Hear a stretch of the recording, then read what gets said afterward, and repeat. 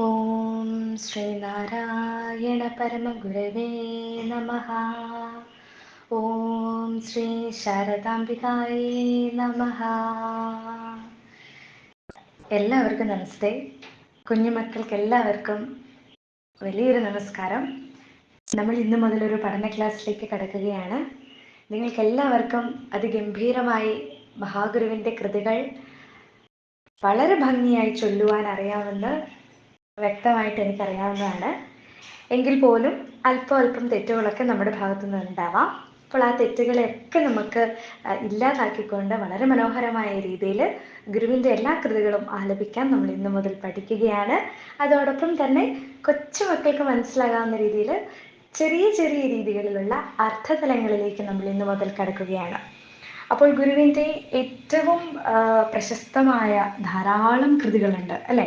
അതിൽ വളരെ ലളിതവും അതുപോലെ തന്നെ നാം അനുദിനം ചൊല്ലുന്നതുമായിട്ടുള്ള ഒരു കൃതിയാണ് ദൈവദശകം. ആ ദൈവദശകം എന്ന കൃതികളിലേക്ക് നമുക്കൊന്ന് കടക്കാം.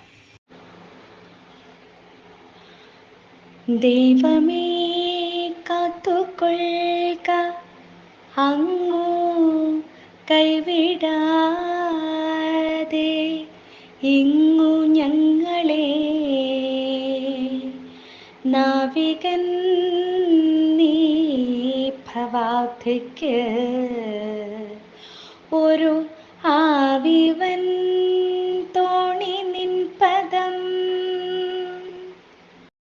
ദൈവമേ കാത്തുകൊള്ളുക അങ്ങു കൈവിടാതെ ഇങ്ങു ഞങ്ങളെ, നാവികൻ നീ ഭവാബ്ധിക്ക് ഒരു ആവിവൻ തോണി നിൻ പദം. ഈ ദൈവദശകം ആർക്ക് വേണ്ടിയിട്ടാണ് ഗുരു രചിച്ചതെന്ന് നിങ്ങൾക്കൊക്കെ അറിയാവോ? നമുക്കറിയാം, ശ്രീനാരായണ ഗുരു രചിച്ച ഒരു പ്രാർത്ഥനാഗീതമാണ് ദൈവദശകം. അദ്വൈത ദർശനങ്ങൾ അടിസ്ഥാനപ്പെടുത്തിയിട്ടുള്ള 10 ശ്ലോകങ്ങൾ ചേർന്നതാണ് ഈ കൃതി.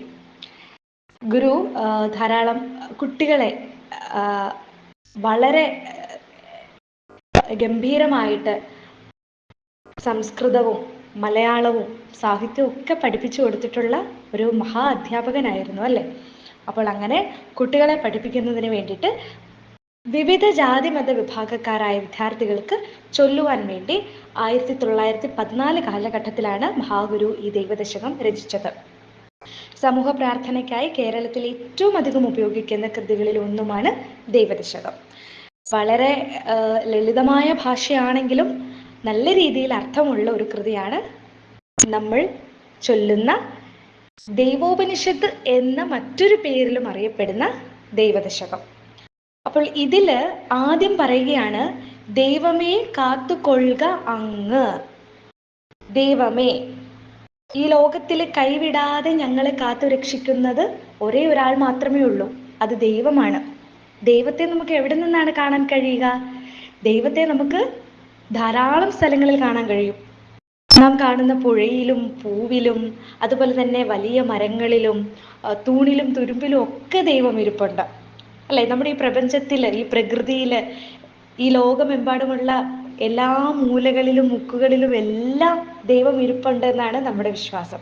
അത് വളരെ സത്യമുള്ള കാര്യവുമാണ്. ദൈവത്തിനെ നമുക്കൊരിക്കലും നേരിട്ട് കാണാൻ കഴിയുമോ എന്ന് ചോദിച്ചാൽ തീർച്ചയായിട്ടും നേരിട്ട് കാണാൻ സാധിക്കും. നമ്മുടെയൊക്കെ ഉള്ളിൽ ദൈവം ഒളിഞ്ഞിരിപ്പുണ്ട് അല്ലേ? ആ ഒളിഞ്ഞിരിക്കുന്ന ദൈവത്തിനെ നമ്മുടെ കാഴ്ചകളിലേക്ക്, നമ്മുടെ കൺമുന്നിലേക്ക് കൊണ്ടുവരുന്നതിന് വേണ്ടിയിട്ടാണ് നാം ഇതുപോലെ പഠനങ്ങളൊക്കെ വളരെ നന്നായി നമ്മൾ പഠിക്കാനായിട്ട് ശ്രമിക്കുന്നത്. അപ്പോൾ ദൈവമേ കാത്തുകൊള്ളുക അങ്ങ്, ഇവിടെ അങ്ങ് എന്ന് ഉദ്ദേശിച്ചിരിക്കുന്നത് ആരെയാണ്? ഈശ്വരനെ തന്നെയാണ്. ഇങ്ങ് എന്ന് ഉദ്ദേശിച്ചിരിക്കുന്നത് ഈ ലോകത്തിൽ. നമ്മളൊക്കെ ഇങ്ങനെ താഴെ ഭൂമിയിലല്ലേ ജീവിക്കുന്നത്, അതുകൊണ്ടാണ് ഇവിടെ ഇങ്ങ് എന്ന് പറയുന്നത്. ഈ ലോകത്തിൽ അങ്ങ് എന്ന് പറയുമ്പോൾ നമ്മൾ സങ്കല്പിക്കുന്നത് ദൈവം എപ്പോഴും മുകളിലായിരിക്കും, നമ്മളിലും മുകളിലാണ് ദൈവം അല്ലേ?